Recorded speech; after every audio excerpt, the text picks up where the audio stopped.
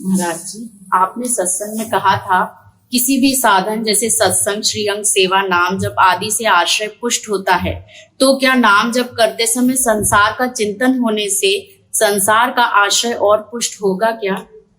नष्ट होगा।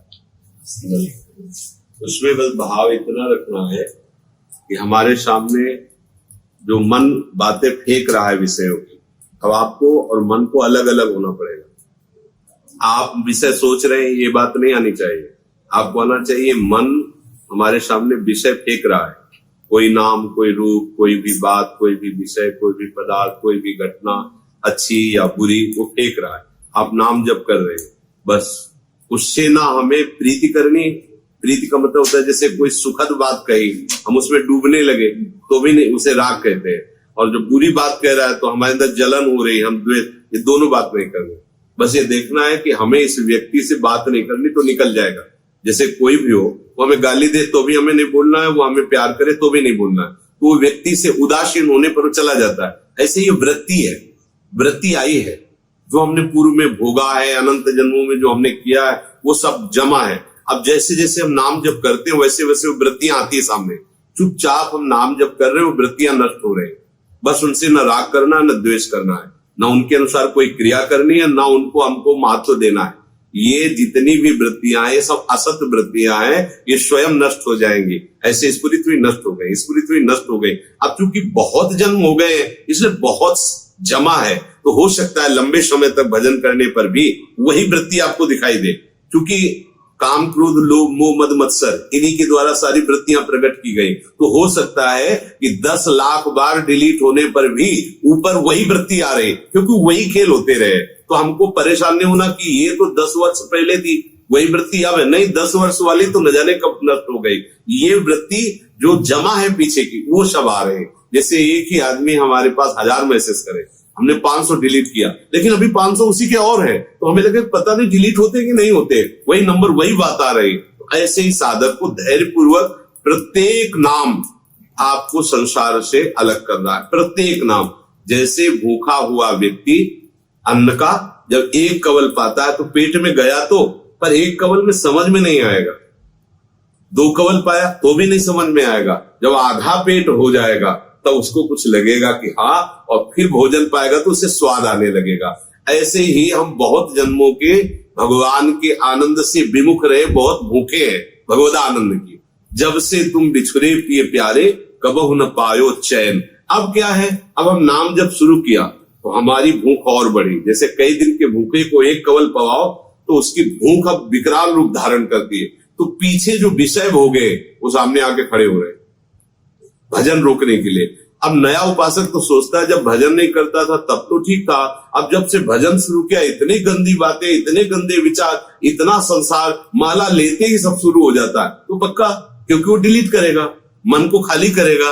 अब उस मन में भगवत लीला भरेगी, और जब भगवत लीला भरेगी तो चाहे जाग रहे हो या सो रहे हो या बैठे हो या चल रहे हो, हर समय वही चलेगा। तो हमें धैर्य पूर्वक भजन करते रहना चाहिए।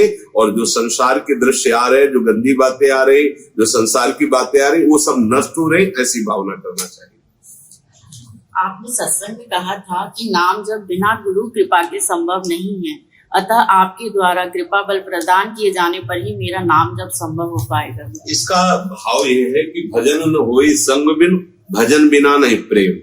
जब हम किसी संत का आश्रय ले लेते हैं तो सबसे पहला चिंतन उसका शुरू होता है, उनसे अपनापन हो। क्योंकि हम लोग दिव्य दृष्टि वाले तो है नहीं कि तत्व दृष्टि हो, भगवत दृष्टि हो, ये तो बाद में आती है। पहले तो हमारी पार्थिव दृष्टि है, हम आपको देख सकते हैं, आपसे बात कर सकते हैं। तो ऐसे ही जब हम किसी को गुरु बनाते हैं उनसे हमारी प्रियता जुड़ती है। अभी तक जितनी भी प्रियता जुड़ी थी वो सब शरीर संसार भोगों के नाते ही हुई थी। अब जो ये प्रियता हो रही है भगवान के नाते से हो रही। गुरु भगवान, गुरु भगवान से प्रेम कराने वाला, गुरु भगवान की प्राप्ति कराने वाला, गुरु साक्षात भगवान की कृपा। अब जब हम उनका चिंतन करने लगे तो हमारा भजन बनने लगा, क्योंकि हम जिसका चिंतन करते हैं वो जैसा होता है वैसे गुण हम में आते हैं। जैसे एक वो भृंगी नाम का कीड़ा दूसरी जाति के कीड़े को लाकर अपने मिट्टी के घड़ोंदे में रखता है और अपना डंक चुभोकर उसे भन ऐसे करता है, तो वो दूसरी जाति का कीड़ा उसका चिंतन करने लगता है। बिना शरीर छोड़े उसी शरीर से वो भंगी बन जाता है चिंतन के कारण। ऐसे ही जब हम गुरुदेव के आदेश उपदेश के अनुसार उनकी प्रियता या उनके डरवश हम उनका चिंतन शुरू कर देते हैं, तो हमारे हृदय में गुरुदेव के जितने सद्गुण हैं वो सब आने प्रारंभ हो जाते हैं। भजन न होई संग बिनु, भजन बिना नहीं प्रेम।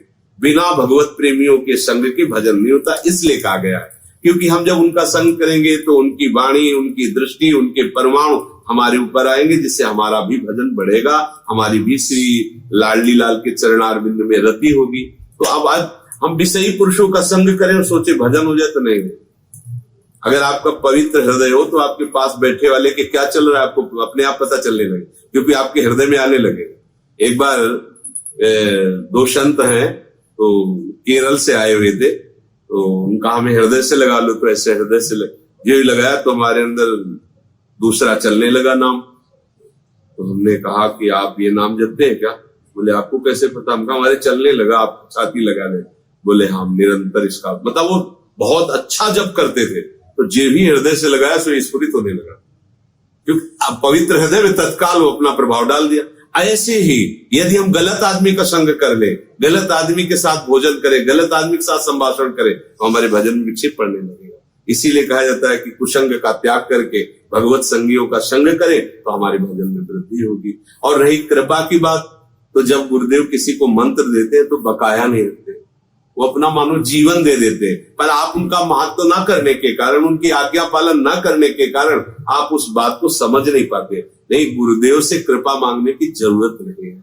जैसे माँ से ये कहने की जरूरत नहीं कि कृपा करके हमें बाल भोग दे दो, राजभोग दे दो, वो डांट के पवाती है। नहीं, तुमको हमें नहीं पाओ, ओके चुपचाप पाओ।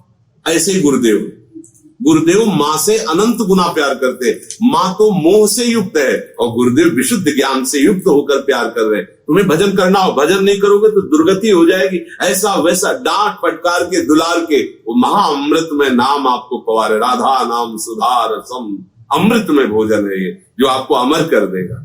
इसलिए कहा गया है कि बिना गुरु कृपा के, बिना संतों की कृपा के भजन नहीं होता।